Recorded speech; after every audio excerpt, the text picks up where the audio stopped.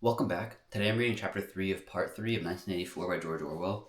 This is part of my daily series where I read a chapter a day out loud to just improve my public speaking skills and my communication skills. If you want to follow along with the rest of the chapters, I'll have this series for the playlist linked in the description. Chapter 3. There are 3 stages in your reintegration, said O'Brien. There's learning, there's understanding, and there's acceptance. It is time for you to enter upon the second stage. As always, Winston was lying flat on his back, but of late his bonds were looser. They still held him to the bed, but he could move his knees a little and could turn his head from side to side and raise his arms from the elbow. The dial also had grown to be less of a terror. He could evade its pangs if he was quick-witted enough. It was chiefly when he showed stupidity that O'Brien pulled the lever. Sometimes they got through a whole session without use of the dial. He could not remember how many sessions there had been. The whole process seemed to stretch out over a long, indefinite time, weeks possibly, and the intervals between the sessions might sometimes have been days, sometimes only an hour or two. As you lie there, said O'Brien, you have often wondered, you've even asked me, why the Ministry of Love should expend so much time and trouble on you, and when you were free you were puzzled by what was essentially the same question. You could grasp the mechanics of the society you lived in, but not its underlying motives. Do you not remember writing in your diary? I understand how, I do not understand why. It was when you thought about why that you doubted your own sanity. You have read the book, Goldstein's book, or parts of it at least. Did it tell you anything that you did not already know? You've read it, said Winston. I wrote it. That is to say, I collaborated in writing it. No book is produced individually, as you know. Is it true what it says? A description, yes. The program it sets forth is nonsense. The secret accumulation of knowledge, a gradual spread of enlightenment, ultimately a proletarian rebellion, the overthrow of the party. You foresaw yourself that was what it would say. It is all nonsense. The proletarians will never revolt, not in 1,000 years or 1,000,000. They cannot. I do not even have to tell you the reason. You know it already. If you have ever cherished any dreams of violent insurrection, you must abandon them. There is no way in which the party can be overthrown. The rule of the party is forever. Make that the starting point of your thoughts. He came closer to the bed. Forever, he repeated. And now, let us get back to the question of how and why. You understand well enough how the party maintains itself in power. Now, tell me why we cling to power. What's our motive? Why should we want power? Go on, speak, he added, as Winston remained silent. Nevertheless, Winston did not speak for another moment or two. A feeling of weariness had overwhelmed him. The faint, mad gleam of enthusiasm had come back into O'Brien's face. He knew in advance what O'Brien would say, that the party did not seek power for its own ends, but only for the good of the majority, that it sought power because men in the mass were frail, cowardly creatures who cannot endure liberty or face the truth, and must be ruled over and systematically deceived by others who are stronger than themselves. That the choice for mankind lay between freedom and happiness, and that for the great bulk of mankind, happiness was better. That the party was the eternal guardian of the weak, a dedicated sect doing evil that good might come, sacrificing its own happiness to that of others. The terrible thing, thought Winston, the terrible thing was that when O'Brien said this, he would believe it. You could see it in his face. O'Brien knew everything. 1,000 times better than Winston, he knew what the world was really like, in what degradation the mass of human beings lived, and by what lies and barbarities the party kept them there. He had understood it all, weighed it all, and it made no difference. All was justified by the ultimate purpose. What can you do, thought Winston, against the lunatic who is more intelligent than yourself, who gives your arguments a fair hearing and then simply persists in his lunacy? You are ruling over us for your own good, he said feebly. You believe that human beings are not fit to govern themselves, and therefore... He started and almost cried out. A pang of pain had shot through his body. O'Brien had pushed the lever of the dial up to 35. That was stupid, Winston. Stupid. You should know better than to say a thing like that. He pulled the lever back and continued. Now I will tell you the answer to my question. It is this. The party seeks power entirely for its own sake. We are not interested in the goods of others. We are interested solely in power. Not wealth or luxury or long life or happiness. Only power. Pure power. What pure power means you will understand presently. We are different from all the oligarchies of the past in that we know what we are doing. All the others, even those who resembled ourselves, were cowards and hypocrites. The German Nazis and the Russian communists came very close to us in their methods, but they never had the courage to recognize their own motives. They pretended, perhaps they even believed, that they had seized power unwillingly and for a limited time, and that just round the corner there lay a paradise where human beings would be free and equal. We are not like that. We know that no one ever seizes power with the intention of relinquishing it. Power is not a means, it's an end. One does not establish a dictatorship in order to safeguard a revolution. One makes the revolution in order to establish the dictatorship. The object of persecution is persecution. The object of torture is torture. The object of power is power. Now do you begin to understand me? Winston was struck, as he had been struck before, by the tiredness of O'Brien's face. It was strong and fleshy and brutal. It was full of intelligence and a sort of controlled passion before which he felt himself helpless, but it was tired. There were pouches under the eyes. The skin sagged from the cheekbones. O'Brien leaned over him, deliberately bringing the worn face nearer. "You are thinking," he said, "that my face is old and tired. You are thinking that I talk of power, and yet I am not even able to prevent the decay of my own body. Can you understand, Winston, that the individual is only a cell? The wariness of the cell is the vigor of the organism. Do you die when you cut your fingernails?" He turned away from the bed and began strolling up and down again, one hand in his pocket. "We are the priests of power," he said. "God is power, but at present power is only a word so far as you are concerned. It is time for you to gather some idea of what power means. The first thing you must realize is that power is collective. The individual only has power in so far as he ceases to be an individual. You know the party slogan, 'Freedom is slavery'? Has it ever occurred to you that this is reversible? Slavery is freedom. Alone, free, the human being is always defeated. It must be so, because every human being is doomed to die, which is the greatest of all failures. But if he can make complete, utter submission, if he can escape from his identity, if he can merge with himself with the party so that he is the party, then he is all-powerful and immortal. The second thing for you to realize is that power is power over human beings, over the body, but above all over the mind. Power over matter. External reality, as you would call it, is not important. Already, our control over matter is absolute." For a moment, Winston ignored the dial. He made a violent effort to raise himself into a sitting position, and merely succeeded in wrenching his body painfully. "But how can you control matter?" he burst out. "You don't even control the climate or the law of gravity, and there are disease, pain, death." O'Brien silenced him with a movement of his hand. "We control matter because we control the mind. Reality is inside the skull. You will learn by degrees, Winston. There is nothing that we could not do. Invisibility, levitation, anything. I could float off this floor like a soap bubble if I wished to. I do not wish to because the party does not wish it. You must get rid of those 19th century ideas about the laws of nature. We make the laws of nature. But you do not. You aren't even masters of this planet. What about Eurasia and East Asia? You haven't conquered them yet." "Unimportant. We shall conquer them when it suits us, and if we did not, what difference would it make? We can shut them out of existence. Oceania is the world. But the world itself is only a speck of dust, and man is tiny, helpless. How long has he been in existence? For millions of years, the earth was uninhabited. Nonsense. The earth is as old as we are, no older. How could it be older? Nothing exists except through human consciousness. But the rocks are full of the bones of extinct animals, mammoths and mastodons and enormous reptiles which lived here long before man was ever heard of.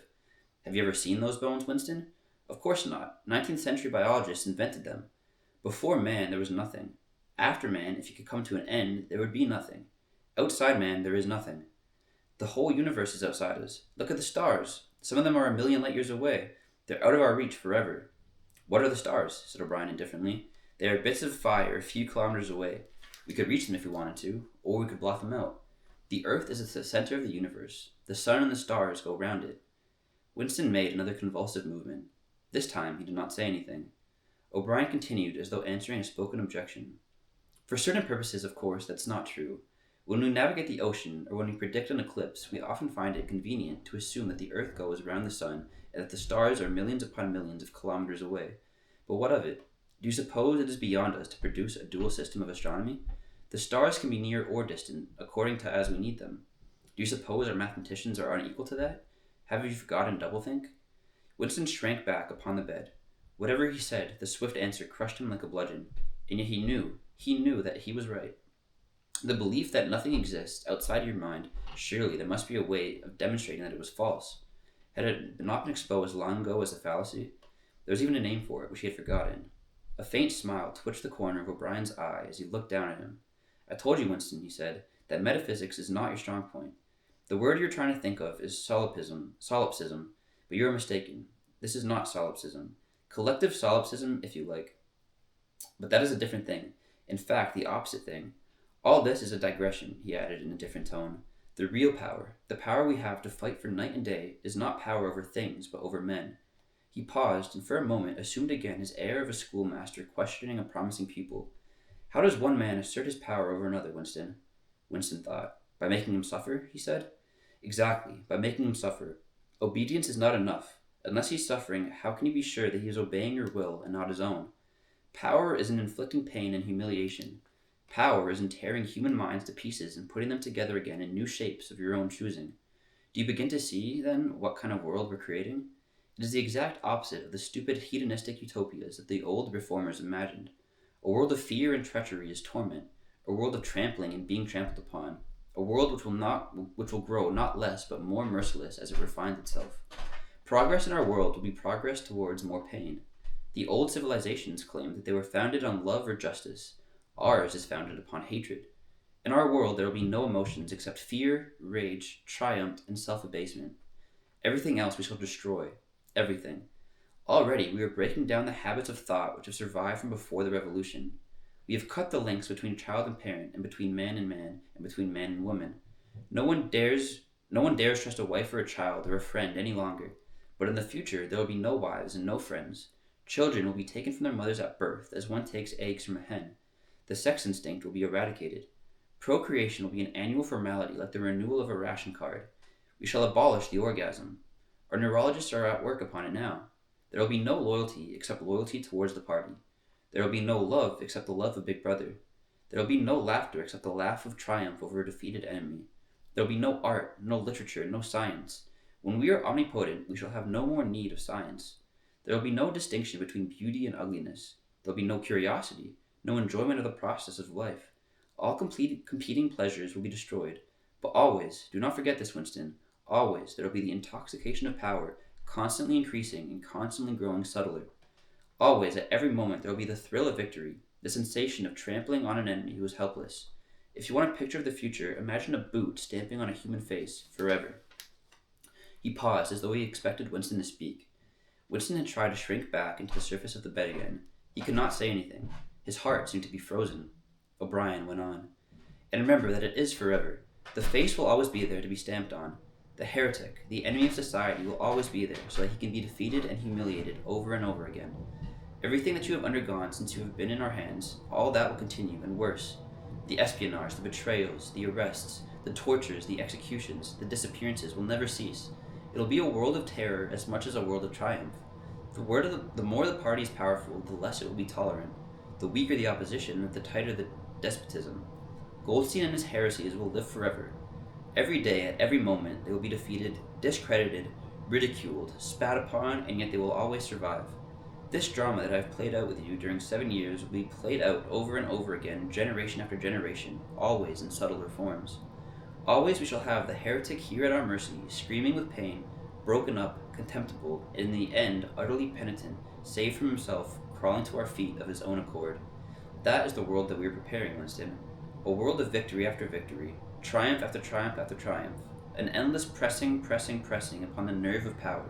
You are beginning, I can see, to realize what the world will be like, but in the end you will do more than understand it. You will accept it, welcome it, become part of it. Winston recovered himself sufficiently to speak. You can't, he said weakly. What do you mean by that remark, Winston? You cannot create such a world as you have just described. It's a dream. It's impossible. Why? It is impossible to found a civilization on fear and hatred and cruelty. It would never endure. Why not? It would have no vitality. It would disintegrate. It would commit suicide. Nonsense. You are under the impression that hatred is more exhausting than love. Why should it be? And if it were, what difference would that make? Suppose that we choose to wear ourselves faster.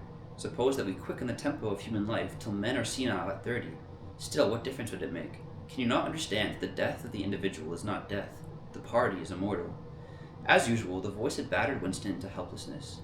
Moreover, he was in dread that if he persisted in his disagreement, O'Brien would twist the dial again, and yet he could not keep silent. Feebly, without arguments, without anything to support him, except his inarticulable horror of what O'Brien had said, he returned to the attack. I don't know. I don't care. Somehow you will fail. Something will defeat you. Life will defeat you. We control life, Winston, at all its levels. You are imagining that there is something called human nature which will be outraged by what we do and will turn against us.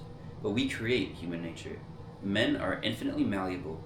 Or perhaps you've returned to your old idea that the proletarians or the slaves will arise and overthrow us. Put it out of your mind. They are helpless, like the animals. Humanity is the party. The others outside are irrelevant. I don't care. In the end, they will beat you. Sooner or later, they will see you for what you are, and they will tear you to pieces. Do you see any evidence that that's happening, or any reason why it should? No, I believe it. I know that you'll fail. There's something in the universe, I don't know, some spirit, some principle, that you will never overcome. Do you believe in God, Winston? No. Then what is it? The principle that will defeat us? I don't know. The spirit of man. And do you consider yourself a man? Yes. If you're a man, Winston, you are the last man. Your kind is extinct. We are the inheritors. Do you understand that you are alone? You are outside history. You are non-existent. His manner changed, and he said more harshly, "And you consider yourself morally superior to us with our lies and our cruelty?" "Yes, I consider myself superior." O'Brien did not speak. Two other voices were speaking. After a moment, Winston recognized one of them as his own. It was a soundtrack of the conversation he had had with O'Brien on the night when he had enrolled himself in the Brotherhood. He heard himself promising to lie, to steal, to forge, to murder, to encourage drug-taking and prostitution, to disseminate venereal diseases, to throw vitriol in a child's face. O'Brien made a small, impatient gesture as though to say that the demonstration was hardly worth making.